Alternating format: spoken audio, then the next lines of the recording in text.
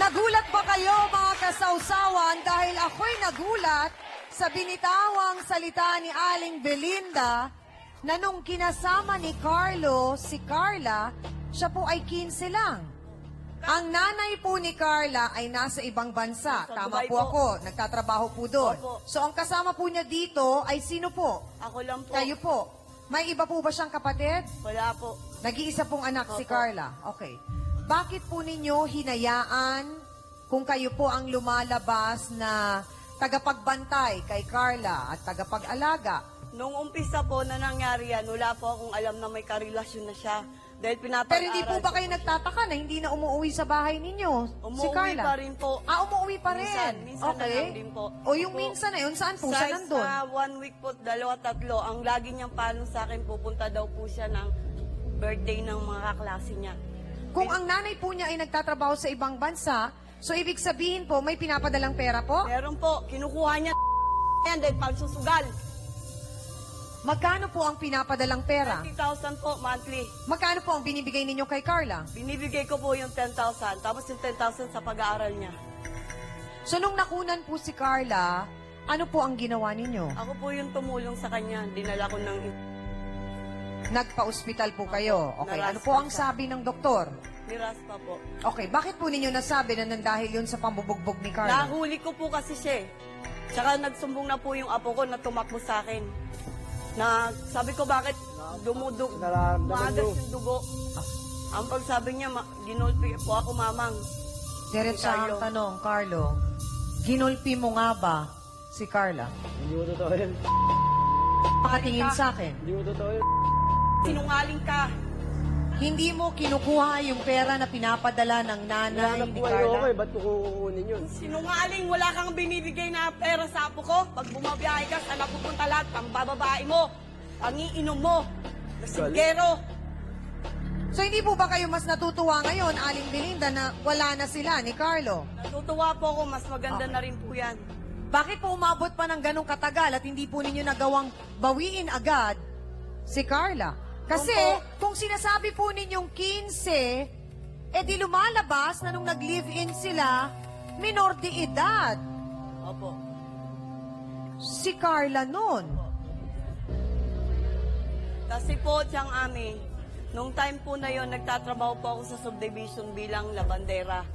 Hindi nyo rin po natututukan si Opo, Carla. opo. Ang ikinaloloka naming lahat ay hindi natin talaga malaman, attorney, kung ilang taon ba talaga itong si Carla. Dahil ang sabi mo, Carlo, nung nakilala mo siya, 24. Ikaw naman, nung nakilala mo, ilan? 18. 18. Ang sabi mo, Aling Belinda, nung panahon na yon, 15.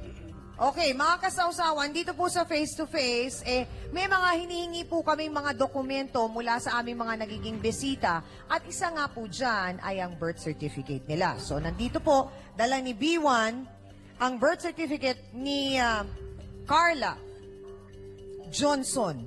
Bue, tama po ba ako? Ang sabi mo, ang birthday, Carlo, ay kailan? June 3, 1985. 1985. Sabi niya yun. Ikaw, Jonathan, kailan ang birthday ni Carla? June 3. June 3. 1985. 88 pala, 88. Ang nakalagay sa birth certificate ni Carla ay Feb 12, 1993. Sa makatuwid, Attorney Acosta, lumalabas po na nung panahon na nakarelasyon ni Carlo, itong si Carlo,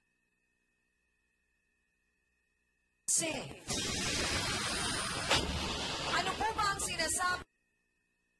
Ano po ba ang sinasabi ng ating batas tungkol sa pakikipagrelasyon ng isang lalaki sa menor de edad?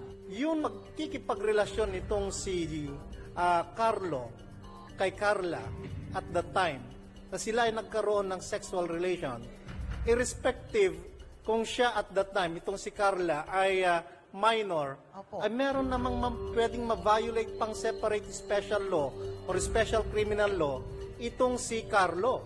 Yung Republic Act 9262, yung violence against women and their children.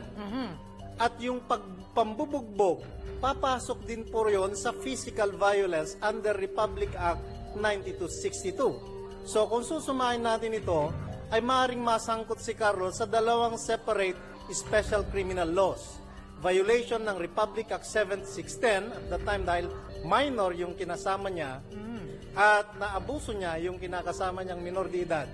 At itong Republic Act 9262 dahil kung mapatunayang nagawa niya ng physical violence si Carla, papasok din ito sa physical violence under Republic Act 9262. Pero hindi ho ba parang lumalabas ay niloko din ni Carla, si Carlo po, sa hindi niya pag-amin ng kanyang tunay na edad? Maaari pong i-set up yun na defense. Oo. Kasi hindi naman sana, although may mga batang sa edad na 15 ay medyo malaking bulas na, pero kung at that time ay makikita na from the first impression, abay talagang wala pa sa hustong gulang, dapat nagduda na rin itong si Carlo. Maraming salamat po sa magandang paliwanag na yon, Attorney Acosta. So Carlo at Jonathan, klaro ba sa inyo na merong pwedeng isampang kaso talaga si Aling Belinda laban sa inyong dalawa? Pero ang kataka-taka ay bakit at paanong nagawa na sabihin ni Carla at magsinungaling siya sa edad niya. Abay, tawagin na po natin ang babaeng di umano naging sanhi ng awayan ni na Carlo at Jonathan. Narito po si Carla Bue. Pasok!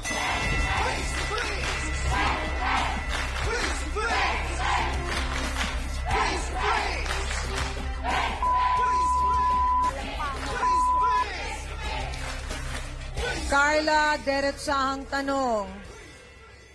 Naguluhan kami, nalito kami, hindi namin maintindihan. Anong kadahilanan bakit kailangan mong magsinungaling sa edad mo? Wala lang po. Bakit ka nagpatanda? Kasi akala ko po kasi nung una, nung nakilala ko siya, siya na po, naisip ko po na na magsinungaling ako sa edad ko para para hindi niya maisip na masyado pa akong bata. Anong nangyari sa mga dapat sana ay sanggol mo o anak mo?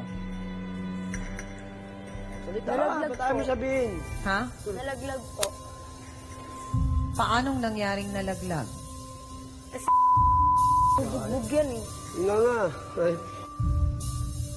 Diretsahang tanong, Carla, sabi ni Aling Belinda ng lola mo, si Carlo ang may dahilan kung bakit nasira ang iyong mga ipin. Totoo ba yon? Hindi naman po. kakayosin niya yan, nabubulok.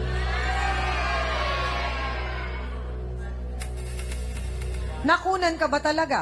Opo. Buntis ka ba talaga? Opo. Paano mo nalamang buntis ka? Hindi, na-delay po kasi ako ng 1 month noon. Tapos gumamit po ako ng PT. Tapos yung nag-positive. So si Carlo ang dahilan kung bakit ka nakunan? Opo. Siya rin naman po gumawa ng way kaya lumayo yung loob sa Hindi kanya. ka kasi nang inom. Lumayo ang loob ni Alam mo na, Carla. Bakit kaya? Aalamin po natin yan, mga kasawsawan. Tutok lang dito po sa... Bago ka namin tinawag dito, nakausap ka ng aming team. Ibig sabihin, nakausap ka ng mga staff namin. Gaano katotoo na sinabi mo sa kanila na sinadya mo na malaglagang ka ng anak?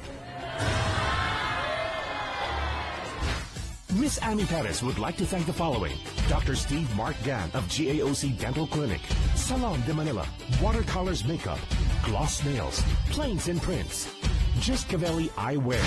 Hans Mortel would like to thank the following: Dr. Manny M. Paicalaya, Dr. Ariel Recto Dabalus, Nail Necessity, Head, Foot and Body Spa, Necessity for your body and soul, Fashion Exchange, fashionista ka na, negosyante ka pa. Face to Face would like to thank the following: AXN Time and Sports Shades. EC27 Guava Plus Organic Soup effectively controls 27 skin problems. F101, wear your needs. Home Appliances by Minami. Galing ng quality. We always start your day with a new Lucida DS products. Ito ang tunay na masarap. Select soy sauce. Kaya toyo pa lang, ulam na. Ito ang bilhin. Sundance, your business and fashion. Your partner in style. Prime Rocks Bleach. Ang bleach na di masangsang. Mabisa na, mura pa. Gawang Pinoy.